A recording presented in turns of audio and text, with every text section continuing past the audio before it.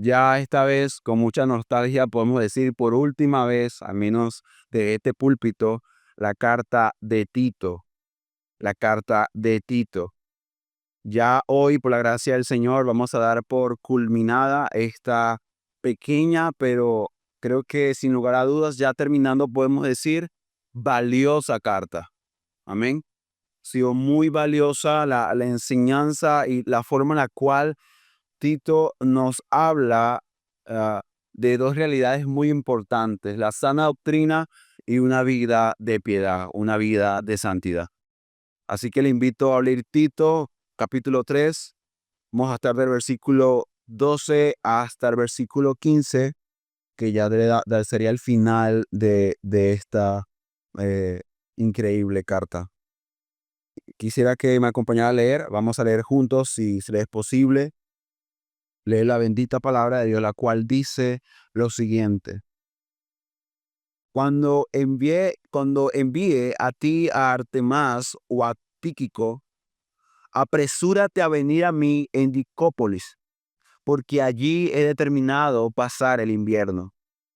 A Cenas, intérprete de la ley, y a Apolos, encamínales con solicitud, de modo que nada les falte. Aprendan también los nuestros a ocuparse en buenas obras para los casos de necesidad, para que no sean sin fruto. Versículo 15. Todos los que están conmigo te saludan. Saluda a los que nos aman en la fe. La gracia sea con todos vosotros. Amén. Señor, te damos gracias a ti por tu bendita palabra y la oportunidad que nos das una vez más de reunirnos en tu casa. Habla, oh Dios, a tu iglesia, habla, oh Dios, a tu pueblo, e incluso a los amigos hoy presentes. Que una vez más tu nombre sea exaltado, Dios, sea bendito, y que el evangelio resplandezca a las almas de los presentes hoy en este lugar. Te lo pedimos, oh Dios, que a través de tu Espíritu Santo puedas traer convicción de pecado, puedas traer consolación, exhortación, guía y consejo. Te lo pedimos en el nombre de Cristo Jesús. Amén y amén. Como es el final de esta serie, quisiera hacer un recuento bastante rápido de lo que ha sido la carta de Tito. Como comentaba hace un momento, la carta de Tito, a pesar de ser una carta corta, nos ha permitido ver la relación o la comunión o la unidad que hay entre la sana doctrina, o sea, la sana palabra, las sanas enseñanzas y una vida sana. La carta de Tito nos ha permitido ver a través de sus palabras. Pablo le dice a Tito que era necesario tener líderes sanos. ¿Por qué? Por la sana doctrina, sí, pero destaca también por la vida que hombres que predican el sano evangelio tienen. Vidas también sanas, vidas de carácter, por lo cual también esto es considerado como Pablo como un acto estratégico del reino de Cristo, y es que en el púlpito de cada iglesia hubieran hombres sanos en palabras, pero también, por supuesto, también sanos en la forma de vivir. Es ahí donde tenemos esta lista de requisitos, a veces muy obviada por las iglesias hoy día, pero que sin embargo son necesarias para que aquel que es llamado por Dios sea así reconocido también por la iglesia como un hombre llamado. La verdad, no solamente se queda con los líderes, si recordamos también, habla también a la iglesia. Algo como eso nos recuerda que no solamente los líderes deben ser irreprensibles. Acostumbramos a pensar de que como él predica la palabra, él tiene que ser un hombre sí o sí piadoso. Como él predica la palabra, él tiene que llegar temprano a la iglesia y irse de último de la iglesia. Como él que predica la palabra, él debe tener su familia en orden. Su esposa debe ser sumisa, obediente, y sus hijos no deben ser malcriados. Y así podemos hablar de tantas cosas que son expectativas que tiene la iglesia acerca de sus líderes. Y la verdad es que muchas de ellas son bíblicas, otras son irreales, pero la verdad es que no solamente tus líderes deben ser irreprensibles, también lo debe ser la iglesia. Y es evidente al ver cómo Tito comienza ahora a hablarle a cada grupo en particular, ancianos y jóvenes, a todos, jovencitas, jóvenes, ancianos, ancianas, esclavo, libre, a todos se les llama a vivir una vida de piedad. Eso obviamente también nos recuerda de que la vida de piedad es demandativa siempre, no depende de las circunstancias. No es como que, bueno, es que, sabes, soy bastante anciano y como dice el dicho, loro viejo no aprende a hablar. No, no. Olvídate de eso, si crees. Como se decía, es una mentira de Satanás, que quiere que la sigas creyendo. O no, es que yo soy demasiado jovencito, ¿sabes? Yo tengo que disfrutar la vida, dame tiempo, espérate un poco. No, no. Como joven también se te llama a vivir una vida de piedad, yendo al punto de que debe ser un joven con autocontrol, prudente, sabio, que escucha. Y las jovencitas, bueno, cuando me case es que voy a comenzar en una vida ordenada. No, no, desde ahora, bajo la instrucción de las ancianas piadosas de tu iglesia, tú debes aprender a organizar el hogar, cuidar del hogar y cuidar lo que tiene que ver con relación a eso. Mi punto es, hermanos, que la carta de Tito nos ha enseñado estas dos verdades. La sana doctrina es importante, pero también una vida sana. Pero lo más hermoso de esta carta es que, aunque parece una idea bastante moralista, de hecho para nada lo es, porque Tito luego conecta estas dos demandas, destacando principalmente la de una vida llena de buenas obras, la conecta con la gracia. Porque la gracia de Dios nos enseña a renunciar a una vida impía, una vida pasada y ahora vivir una nueva vida. Vivir una vida piadosa, sobria, justa en este siglo. La pregunta sería, una carta como esta, ¿cómo terminaría? ¿Cómo termina una carta tan valiosa, hermosa como esta, donde la sana doctrina ha sido destacada junto con la vida sana? Pues bueno, la conclusión de esta carta termina con un conjunto de directrices personales, de hecho, muy personales. Ya digamos que Pablo no habla a Tito en relación a la iglesia de forma amplia, sino que ahora habla directamente a Tito, le da ciertas instrucciones muy prácticas que tenía que llevar a cabo, que tenía incluso quizás hasta fecha y día para efectuarse. Pero quiero que veas más allá de estas directrices y veas que no solamente que son órdenes eh, y planes humanos, personales, sino que más bien es algo mucho mayor. Que este final no debe ser obviado, pasado por alto. No, porque en este final lo que vemos es una evidencia orgánica del latido y de la vida de aquellos hombres que viven comprometidos con los negocios de el reino de Dios, con los negocios de un mejor reino, de un gran rey. Por esta razón, la última prédica de esta carta se llama de la siguiente forma: ocupados en los negocios del reino. Repito, ocupados en los negocios del reino. Y el argumento o la idea principal hoy presentada a través de esta predicación es la siguiente: los hombres comprometidos cubren las necesidades de otros.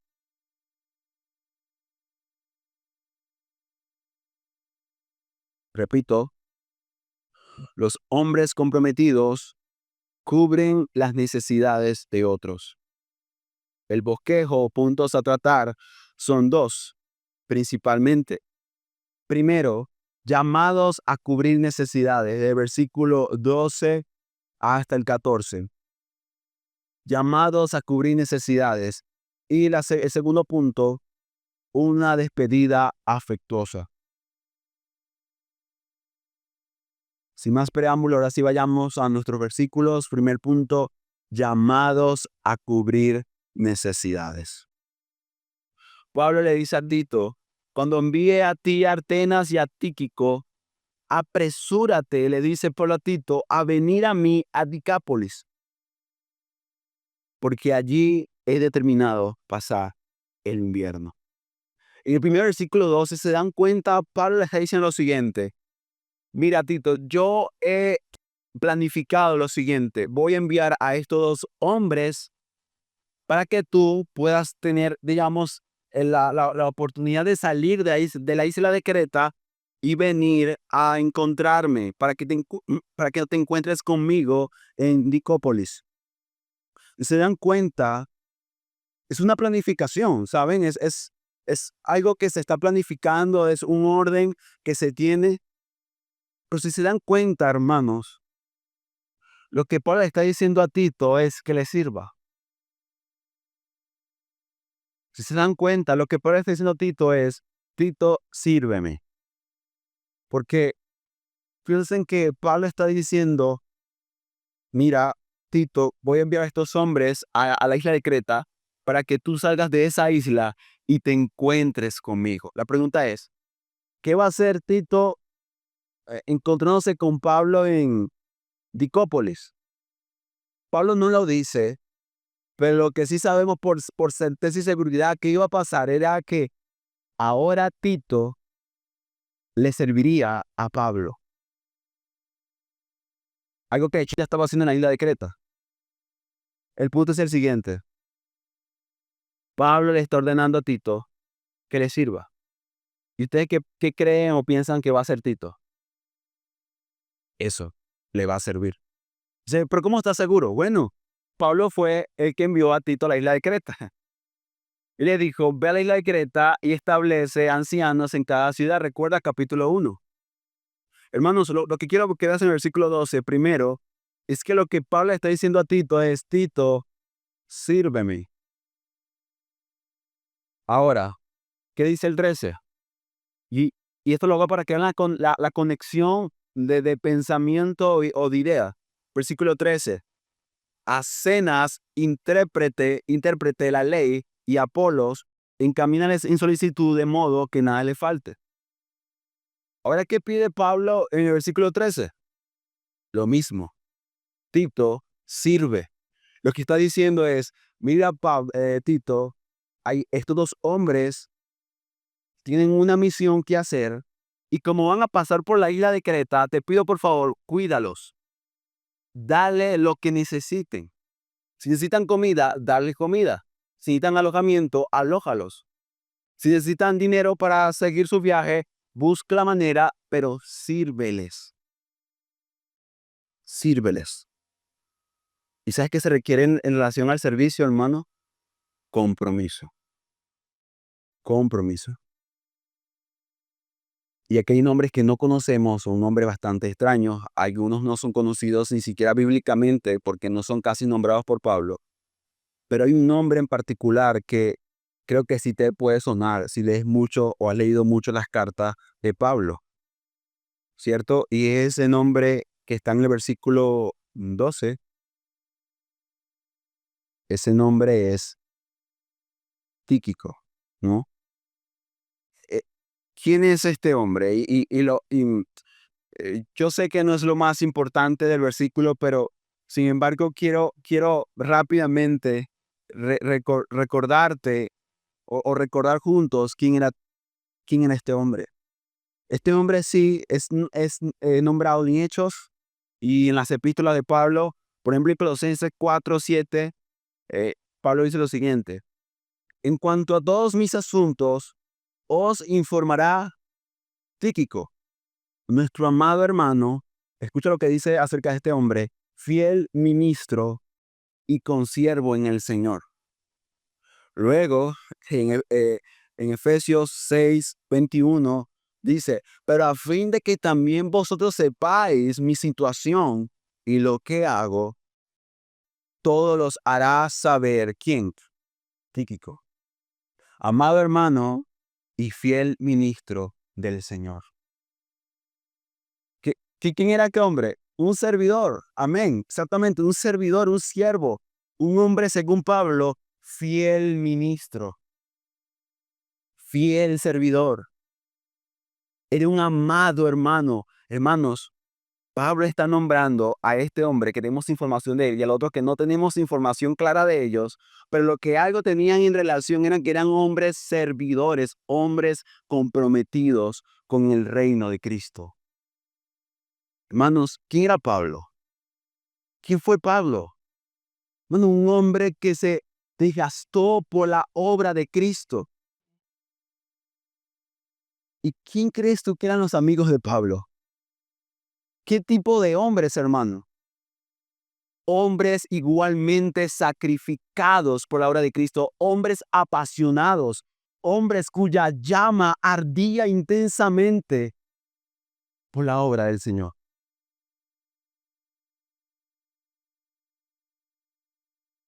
Estos eran los hombres con los cuales Pablo contaba. Eran hombres en los cuales Pablo podía tranquilamente y confiadamente decir, mira, Tito, vete a la isla y hazte cargo. Yo sé quién eres tú. Mira, Tíquico, mira, Artemas, vayan a la isla de Creta para que Tito salga de ahí y se encuentre conmigo. Hermanos, eran hombres fieles, hombres comprometidos, hombres de carácter. No eran hombres de palabras solamente, eran hombres de hechos. Y tristemente, cuánta falta hacen en nuestras iglesias hombres como estos. Nos hemos acostumbrado incluso como algo realmente extraordinario, que al menos el que predique en el púlpito sea un hombre como este. No debemos conformarnos con que los líderes sean así. ¿Y con quién cuentan los líderes? ¿Con qué hombres? ¿Dónde están los hombres de esta iglesia? ¿Dónde se encuentra? Sí, confiamos en que Dios va a hacer la obra y que Él está trabajando, pero Dios usa instrumentos, hermano. Recuérdalo. Dios usa instrumentos. Y en este caso, en estos versículos vemos a estos tipos de hombres comprometidos con la obra de Cristo.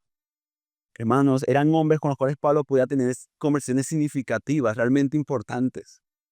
No eran conversaciones como que, mira, ¿sabes quién ganó ayer? ¿El Bayern o el PSG? Y te digo, a mí me gusta el fútbol y puedes hablar conmigo de fútbol con total calma. Y eso no me preocupa para nada. Y no lo veo mal. Pero si mis conversaciones contigo solamente se limitan a deporte o a cosas vanas, pasajeras de este mundo, para mí eso es triste. Muy triste y lamentable. ¿Por qué no hablamos de la palabra de Dios? ¿Por qué no hablamos de tu vida devocional, de cómo estamos conociendo más a Cristo en la semana, de cómo estamos amándole más a Él, de cómo estamos sirviendo prácticamente, no la teoría, prácticamente a esta iglesia local? ¿Por qué no cuesta tanto tener este tipo de conversaciones? Hermanos, lo digo porque el pasaje nos está mostrando un ejemplo de hombre o de hombres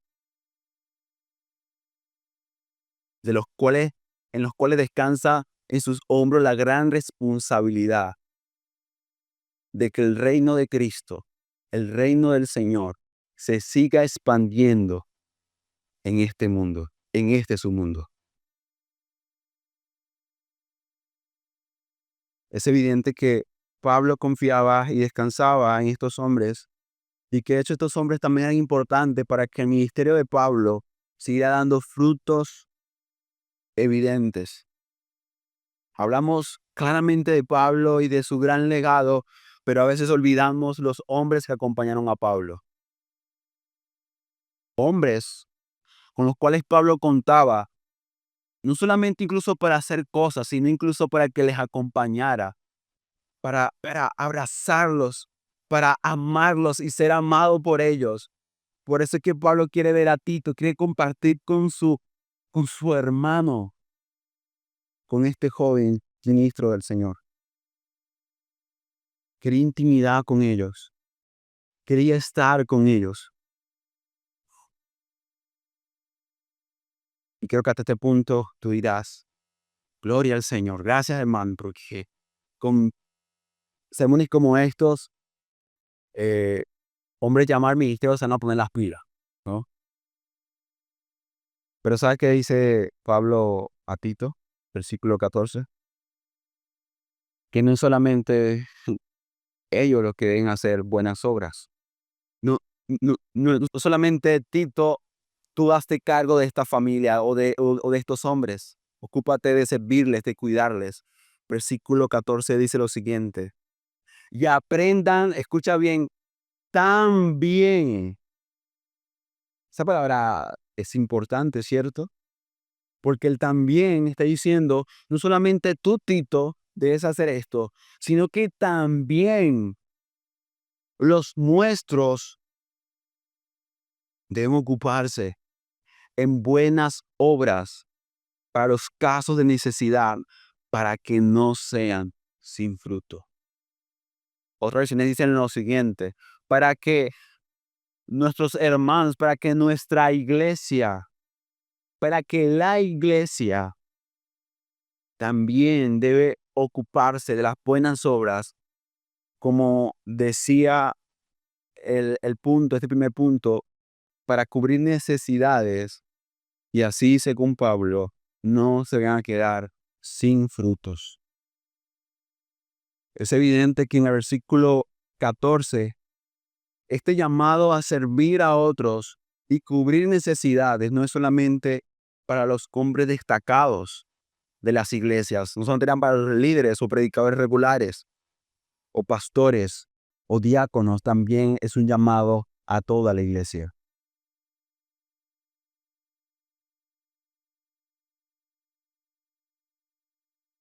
Eso quiere decir, querido hermano y hermana, que este asunto que hemos hablado hasta el momento también te compete a ti. Tú también eres llamado a ser un hombre y una mujer comprometida o comprometido con el reino de Cristo. Nosotros, todo como iglesia de Dios, deberíamos destacar por el compromiso, por el amor, por la diligencia, por la pasión con la cual servimos los unos a los otros, por la forma en la cual nos cuidamos, nos abrazamos, nos acompañamos en tiempos de aflicción, pero también en tiempos de gozo y de prosperidad. Hermanos, la pregunta importante a hacernos es la siguiente. ¿Estamos realmente comprometidos con el reino de Cristo? ¿Realmente lo estamos? Estaba meditando un poco de las adversidades que hemos estado presentando como país, catástrofes como las que están pasando en Mérida. Algunos de ustedes tienen familia ahí, o en las partes, los Andes, estado portuguesa y otros estados que han sufrido cosas terribles por causa de las lluvias. Y todo esto, enfermedades también se producen, dificultades que son evidentes, son evidentes. Y nosotros también hemos sufrido como iglesia. Y yo meditaba un poco en esas dificultades, en las enfermedades, problemas que creo que como venezolanos pasamos de un problema a otro. Nunca faltan problemas, ¿no? Adversidades. Y me he dado cuenta que las adversidades y los problemas son permitidos realmente por Dios.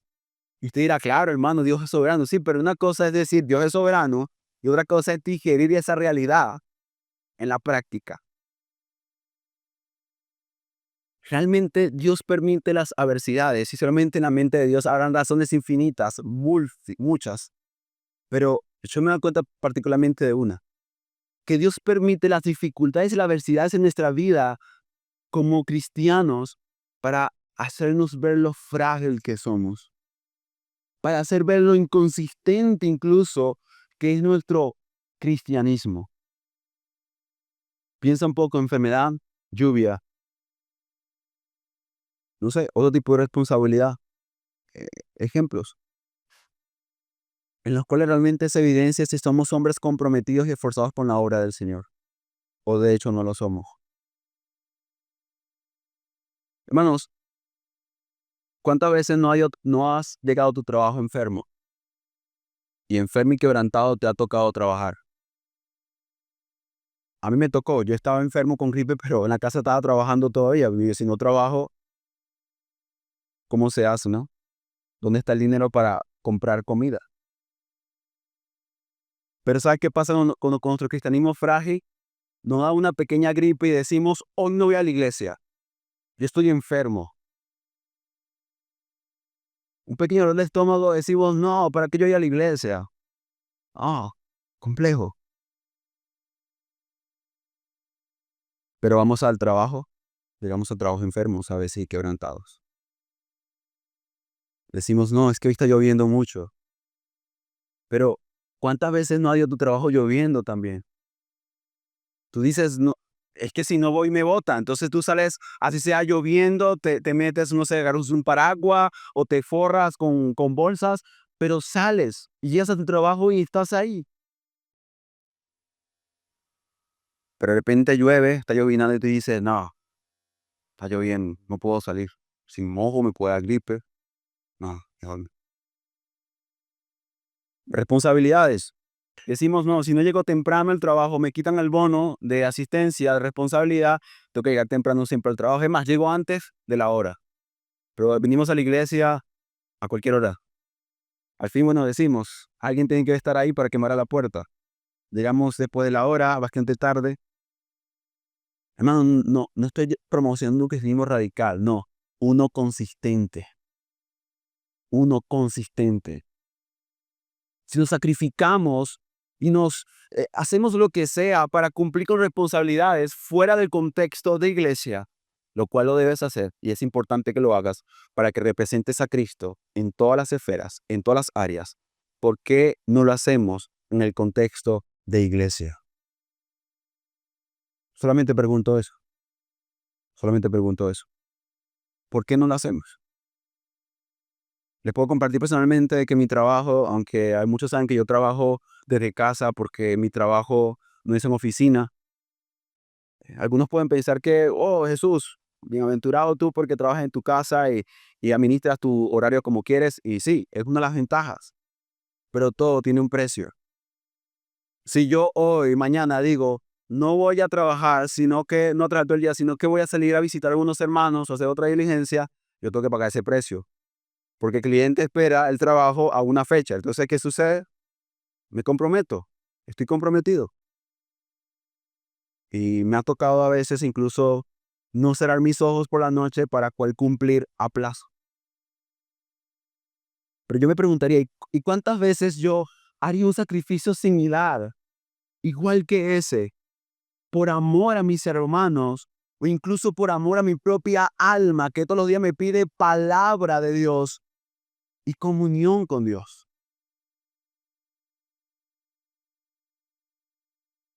¿Recuerdas a Jesús? Muy jovencito él, sus padres van a Jerusalén con Jesús, pero se regresan sin Jesús. Ellos, ¿dónde está Jesús? ¿Qué pasó con el niño Jesús? ¿Dónde está el joven Jesús?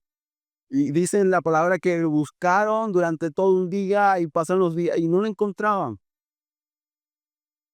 Ellos suponían, creían que Jesús estaba con los parientes, con los amigos, pero Jesús no estaba por ahí. No, estaba bastante lejos ya de ellos.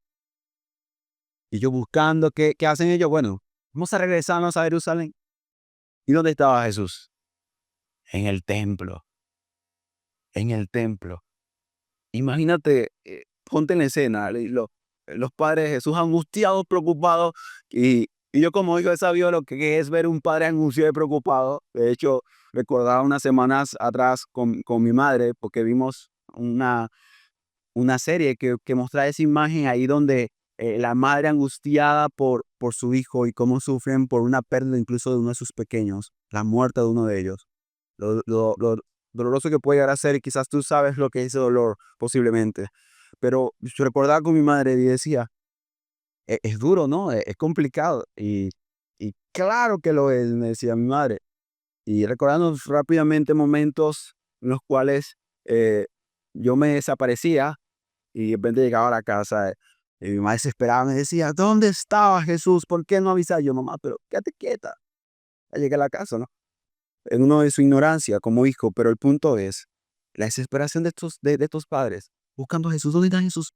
Y Jesús tranquilo, quieto, para nada preocupado, hablando con los escribas, fariseos, hombres altamente intelectuales en la ley de Dios. Le preguntan, Jesús, ¿por qué nos has hecho esto?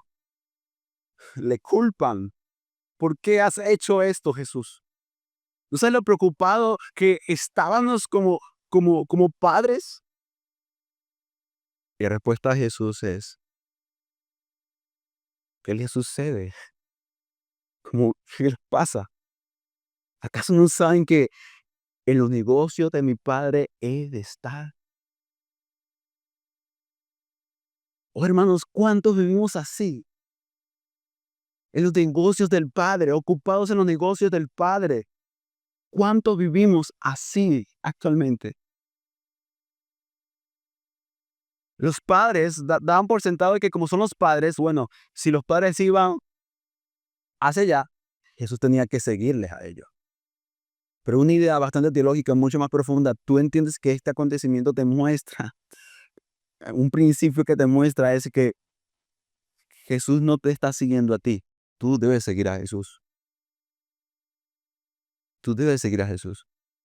Porque si tú no sigues a Jesús y te vas a otro lugar pensando que Jesús te acompaña, te quedaste solo. Jesús no está ahí donde tú estás parado. Jesús siempre está. Hoy de hecho está en los negocios del Padre. Y si quieres estar con Jesús, tener comunión con Jesús, te lo digo, te lo advierto, debes estar en los negocios de su Padre. Si tu mente, tu visión no está en la visión de Dios, en la visión de Cristo, no está enfocado trabajando para el reino de Cristo, sino para tu propio reino. Se está construyendo un altar, una edificación tan alta como la Torre de Babel y creando un nombre propio. Dame decirte que Dios va a derrumbar esa torre y que todo se va a acabar, que va a salir dispersados. Dame decirte que ese reino perecerá, pero sin cambio, al igual que estos hombres nos unimos y trabajamos en los negocios del Padre. Hermanos, para la gloria de Dios, este trabajo será prosperado y será recompensado por Dios mismo. El punto es el siguiente. Debemos vivir comprometidos con el reino de Cristo. Y lo que para algunos es cristianismo radical o hasta algunos cristianismo fariseísta o no sé, algo que con fariseos, diría Paul Washer, es cristianismo básico. No hay nada extraordinario en lo que estamos hablando. Es lo que se produce, es lo que se ve en la vida de aquellos hombres que han sido rescatados y salvados por el glorioso evangelio de Dios. Es lo que sucede. Y el hecho de que eso no se vea reflejado en nuestras vidas no nos debe hacer pensar de que algo nos falta, de que algo Dios no está haciendo, sino más bien nos debe llevar a clamar a Dios y pedirle que avive nuestros corazones. Que esa pasión, quizás de otro tiempo, sea avivada en el presente y dejamos de poner tantas quejas y obstáculos para no servir dignamente y comprometidamente a Cristo y en sus negocios. Basta ya el tiempo pasado para vivir para nosotros, nuestros propios deleites. Es ahora cuando Cristo ya nos ha salvado y rescatado y nos ha hecho su pueblo, real sacerdocio, pueblo santo de Dios, que le sirvamos, con amor, compasión, comprometidos, esforzados. Hermanos, solamente pido algo, cristianismo consistente. Debemos de jugar con una doble moral y seamos serios para con Cristo, para con su reino. Y vamos más bien el privilegio que tenemos como iglesia de ser incluidos en los planes redentores de Dios. Vete privilegiado de que Dios te haya escogido a ti y a mí, como dice Pablo, pasos de barro para que sean poseedores de una gloria extraordinaria, para que posean el tesoro del cosmos, el tesoro del cosmos que es el mismo evangelio de Dios, el plan redentor de Dios. Pero hermanos, somos portadores de este evangelio, esta gloria maravillosa para vertir en otros vasos, para influenciar la cultura y trabajar en el reino de Cristo. Y como dice el pasaje claramente, hacerlo, hermano, en los casos de necesidad. Si se dan cuenta, para cubrir una necesidad como la que estaba aquí hablando Pablo, repito, se requiere compromiso, se requiere entrega.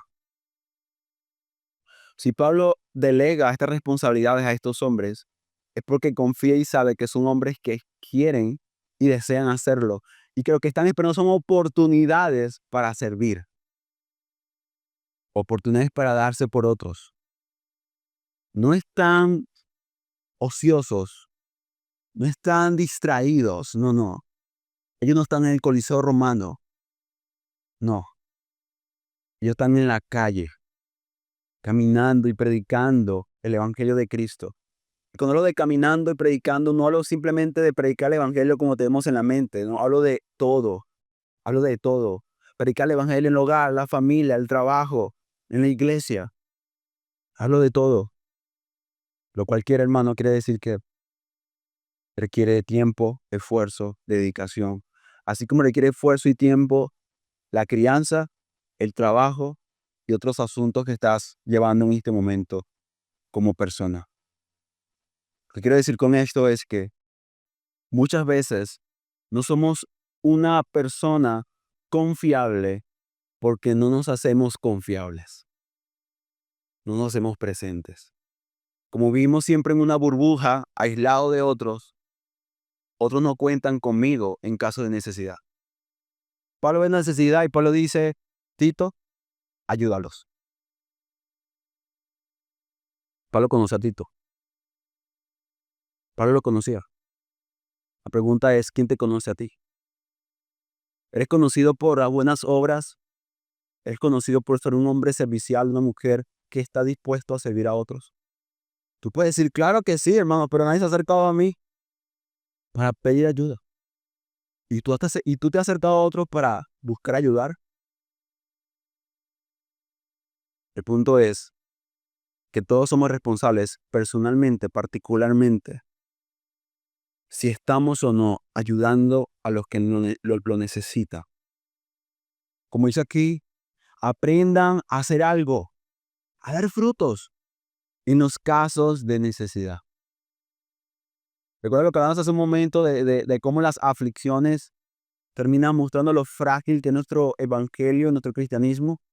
Pues también quiero decirte, para esperanza de nosotros, su iglesia, que también las adversidades, las necesidades, como son nombradas como Pablo, también son una oportunidad hermosa, gloriosa, para que la esperanza y la gloria del evangelio, que también produce frutos de bondad, de misericordia, de amor, de compasión, se revelen y se muestren en esos momentos. Así como las estrellas vislumbran su resplandor en la noche más oscura, también nosotros, queridos hermanos, en los momentos más difíciles y complicados, es donde más debería resplandecer la belleza y la gloria y la gracia que Tito dice que nos enseña a vivir una vida de piedad. Las dificultades no son la excusa, de hecho son la oportunidad para traer gloria y honor al reino de Cristo, al mostrar lo comprometido que estamos con ese reino. Es eso, una oportunidad. Pero repito, debes hacerte conocer y ser conocido por la iglesia, por tus hermanos, y estar ahí como Samuel, diciendo, heme aquí, tu siervo te escucha. Hermanos, hombres como estos, hombres débiles, eran destacados por siempre su disposición y su deseo siempre de servir a otros. La pregunta es, ¿tú eres uno de esos hombres o eres una de esas mujeres? Pero que eso te haga meditar y reflexionar, porque la iglesia, el reino de Cristo, requiere no a hombres tibios o mujeres tibias, que ni ellos saben realmente si son cristianos o no por la forma como están viviendo, sino realmente hombres y mujeres apasionados y comprometidos con Cristo y su reino, porque de ellos, Dios se fía para poder seguir haciendo su gloria, mostrando su gloria y su esplendor en este mundo. Pero el segundo punto, y con esto ya sería el último punto, es una despedida afectuosa. Dice, todos los que están conmigo te saludan. Saluda a los que nos aman en la fe. La gracia de Dios sea con todos vosotros. Amén. Otra vez pienso que hay pasajes que podemos pasar por alto y decir, bueno, ya sí, el final es una carta, ¿no? Es lo que debe haber. Pero quiero que entiendas que este último versículo sigue conectado con la idea de los versículos anteriores de servicio, de compromiso con el reino de Cristo, de estar comprometidos con el reino de Cristo, como dice el argumento, los hombres comprometidos con las necesidades de otros. Porque solamente nosotros tenemos un corazón dispuesto, servicial, comprometido en servir a otros, ayudar a otros en momentos de necesidad, sea su necesidad física, sea su necesidad espiritual, sea su necesidad de acompañamiento, porque a veces creemos que solamente todo es dinero, todo es dinero. No, no, no, no todo es dinero. Hay un hermano necesitado y tú no tienes realmente dinero para ayudarle, si es una necesidad económica. Entiende que las dificultades económicas también afectan la fe de ese creyente, de ese hombre, de esa mujer. Entonces ve y acompáñale en su dificultad. Quizás consigue un trabajo, ayúdale a conseguir un trabajo. O como te digo, tráele consuelo a través de la palabra, de que aunque no tiene trabajo, están las cosas muy mal, Dios sigue siendo rey y cuida de cada una de sus criaturas. El punto es que hay muchas formas de ayudar al necesitado y no solamente económica. Y la económica también está incluida, por si acaso. Pero, ¿cómo es posible que cosas tan increíbles como esa puedan verse reflejadas en la iglesia? ¿Por qué yo como predicador hoy no soy un poco más pesimista y digo, no, es que esto yo no lo veo en la iglesia y tenemos tiempo así, ¿para qué voy a predicar eso? ¿Por qué no? ¿Por qué no actuar de esa forma? ¿Por qué no hacerlo? No lo puedo hacer y no lo debo hacer. Así yo muero en esta iglesia y no vea los frutos, y no vea el fruto del trabajo que hacen los hombres que predican regularmente en este púlpito. Si aunque yo muere y no vea esos frutos, lo debo hacer. ¿Saben por qué? ¿Por qué lo debo hacer? ¿Por qué lo debemos hacer? Porque tú decidí soltando a ese hermanito terco, difícil. Yo decidí seguir amando y siendo paciente con él. ¿Por qué lo debes hacer? Porque todo lo que Pablo está hablando o ha hablado en su carta, todo se desarrolla en el vínculo del amor y de la gracia. Por eso. ¿Saben por qué? Porque hombres como Pablo y también tú como cristiano, debes contar siempre con el amor de Dios y con la gracia de Dios. Porque no solamente hablamos de ideas abstractas, de que, bueno, Dios es amor y Él muestra gracia, sino que ese amor, hermano, como dice Pablo a los hermanos de Corinto, ha sido vertido en nuestros corazones. O sea, tú cuentas con ese amor, el amor de Dios, con el amor real. Fue vertido en tu corazón, fue vertido en tu alma. ¿Para qué? Para que nos amemos unos a otros, para eso. Para que nos amemos como Él nos amó. Fue el mandamiento de Jesús. Ámense como yo les he amado. Y Pablo aquí lo que está diciendo es, todos los que están conmigo te saluda. Pero luego dice, saluda a los que nos ama en la fe. ¿Se dan cuenta la comunión tan particular que hay entre ellos a pesar de que no están en cuerpo presente el uno ante el otro? ¿Te das cuenta lo comprometido que están mutuamente? Y tú dirás, ¿por qué? Por el amor de Dios. Que no solamente es el amor de Dios abstractamente, como que una idea solamente teológica, elevada, que está fuera de nosotros. No, porque el amor de Dios también corría por sus venas y les hace amarse los unos a los otros de una forma inexplicable y extraordinaria. La pregunta ¿es el amor de Dios que corre en tus venas? Un amor que perdona, que es paciente, que ama de verdad. ¿Sabe? Y yo he escuchado mujeres que dicen, yo sí amo bonito. Yo sí sé amar bonito. No sé realmente a qué hacen referencia cuando hablan de amar bonito. Quizá tiene que ver un poco, no sé, de ser afectuosa, de ser servicial, de ser una mujer particular, porque quizás la mayoría de mujeres ya no hacen eso hoy día. Pero el verdadero amor no es el que tú le das a tu pareja, a tu marido, o le das a tus hijos, o los hijos que te dan a ti como padre, como abuelo, como abuela. No, no, el amor verdadero es el amor de Dios. Ese es el amor verdadero, el amor de Dios. Y por el poder del Espíritu Santo y por la obra del Evangelio, contamos nosotros con ese mismo amor. ¿Para qué? Para amarnos los unos a los otros. Y por eso Pablo dice, saludar a los que nos aman en la fe, a los que nos aman en Cristo. Pablo habla del amor, porque el amor también es una realidad del Evangelio. Pero también lo es la gracia.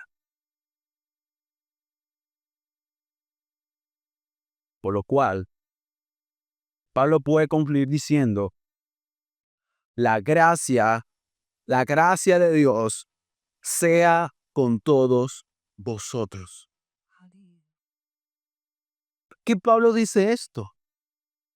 Porque él conoce, él entiende y él sabe que por los méritos de Cristo, por lo que él quizás no ha desglosado claramente en esta carta, pero que es una realidad que él abraza y que él sabe que la iglesia también conoce, que por la causa de Cristo, por cuanto Cristo padeció por nosotros y sufrió la ira del Padre por ti y por mí, tú y yo, cada uno de nosotros, contamos con esa gracia de parte de Dios. Y esa gracia, repito, no es una letra que se queda en el papel de esta Biblia, es una realidad. Si realmente eres cristiano, tú fuiste salvado por la gracia de Dios. Fuiste rescatado por la gracia de Dios. Fuiste perdonado, adoptado por la gracia y solamente por la gracia. Y también tú eres santificado por la gracia y también por la gracia de Dios. Tu esperanza es la salvación, la vida eterna, lo que viene, la glorificación, la consumación de todos los tiempos y de todas las promesas dadas por Dios a través de su palabra.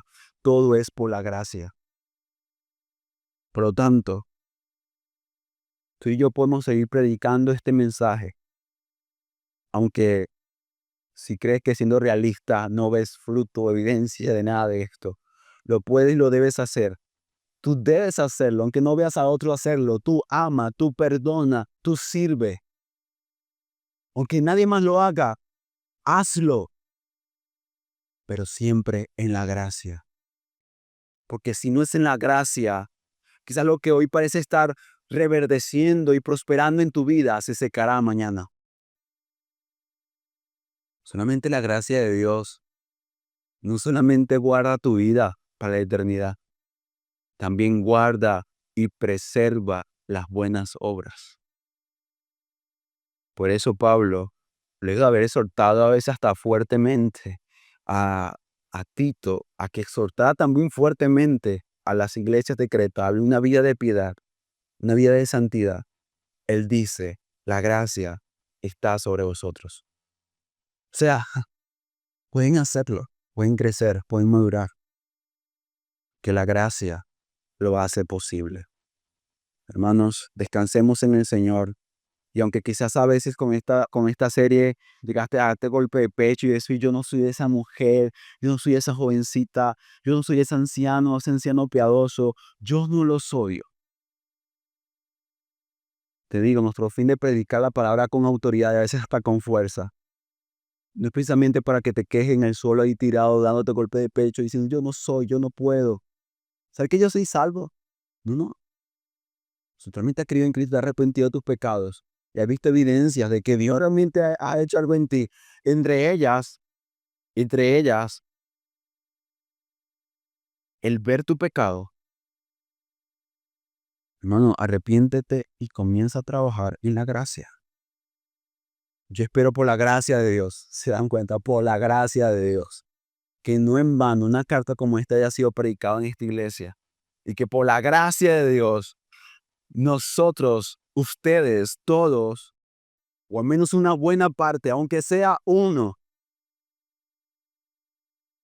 el hecho de haber escuchado esta carta predicada, algo haya cambiado en tu corazón y en tu alma y que te mueva de una vez por todas a dejar de vivir un cristianismo barato, insípido, con poca luz y comiences a vivir un cristianismo real, real. Querido amigo, quizás tú dirás, esto fue chaparro y esperanza para cristianos solamente. Y sí, como le comentaba a alguien, el sermón no es para ti principalmente, sino para la iglesia de Dios. Porque la iglesia es la que se reúne hoy para alabar a Dios y a Cristo. Tú no sirves a Dios, tú no amas a Dios, tú no conoces a Dios, por lo tanto no puedes adorarle, honrarle como Él se lo merece. Sin embargo, lo que para la iglesia es una buena noticia, la gracia de Dios, también para ti lo es. Porque esa misma gracia que me salvó a mí y nos salvó a lo que hoy en este lugar son realmente hijos de Dios, también te puede salvar a ti, te puede rescatar. Mira, no importa la edad que tengas, aun si eres un niño, he escuchado testimonios increíbles de niños que conocen al Señor. Sí, niños, y digo que son casos extraordinarios porque no fue mi caso. Que sí, crecí muy cristiano, pero no puedo decir que yo creí en Cristo a, a los, no sé, 10 años, 12, 13. No, no lo puedo decir. Pero sí hay casos particulares donde los cuales Dios rescata, incluso niños, los salva. Y debemos confiar y creer que puede suceder, porque si un niño se muere ahorita, en un momento, Dios guarde, o en unos días, ¿para dónde va ese niño si no tiene a Cristo en su corazón? Para el infierno. Pues también a los niños también les digo, la gracia de Dios les puede alcanzar y conocer al más grande y el mejor amigo que pueden encontrar. Se llama Jesús. Se llama Jesús. Él te va a amar, te va a cuidar, te va a entender. Si es que tus padres no te entienden, no te guardan o protegen, Jesús sí lo va a hacer. Pero tú dirás, y yo que soy joven y que estoy en la flor de la juventud, se puede decir es bueno ser joven, yo lo soy. Hay fuerza, hay vigor, incluso hay tiempo, si es que no estás casado todavía, para trabajar, para prepararse. Pero como dice la palabra, oh joven, y tu juventud sobre toda cosa, guarda tu corazón. Y también dice, en los días de tu juventud, acuérdate de tu Creador. Acuérdate, acuérdate que eso que disfrutas, que gozas, es dado por Dios. Pero que eso no se debe convertir en tu Dios. Porque Dios es Señor y creación. Él es el creador de todas las cosas, mejor dicho. Y Él requiere y demanda también de ti como joven que esa fuerza, ese vigor esté a la disposición de su reino, de su gloria. Para que cuando estés anciano no digas, oh, ¿qué hice con mi juventud? ¿Cómo la malgasté? Yo no tengo un título universitario. La providencia de Dios no lo pude hacer. tengo título de bachiller, pero ¿saben que algo que particularmente me lleva a no arrepentirme de hecho de no tener un título actualmente? Es que aunque no tuve un título, no tengo un título actualmente de licenciado o de TCU, puedo decir que lo que he recorrido de ese tiempo, una buena parte lo he recorrido en el servicio a Dios. Y eso y eso me da una calma,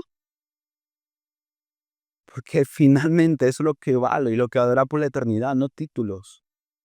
Los títulos, si puedes construir, puedes trabajarlo y puedes dar gloria a Dios en los estudios, hazlo. No digo con eso que no lo hagas, pero ¿de qué te vale el título? De universitario, licenciado, si no portas el título que dice que eres hijo de Dios, que eres parte de la iglesia de Dios y que para ti, por medio de Cristo, han sido entregadas las riquezas celestiales, multitudes de bendiciones y bondades que solamente son posibles a través de Cristo Jesús. ¿De qué vale? ¿De qué valdrá? Si el mundo, si el hombre, mejor dicho, ganando el mundo, como dice la palabra, perdiere su alma, ¿de qué valdrá? No vale de nada.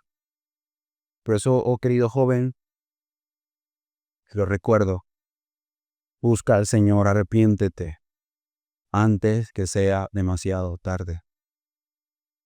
Antes que sea demasiado tarde. Y hermanos ancianos, sean un ejemplo de piedad, de justicia, de rectitud.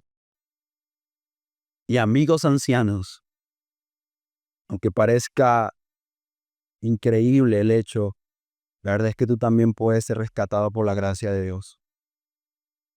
Aunque digas, bueno, pero es que ya yo viví mi vida para el mundo y para deleites, pero todavía no es tarde, todavía no es tarde. Repito, la gracia de Dios es una esperanza para todos, para todos. Y aun siendo anciano, y llegases aún así por la gracia de Dios, creer en Cristo en tu vejez, dale gracias a Dios, porque es mejor tarde que nunca.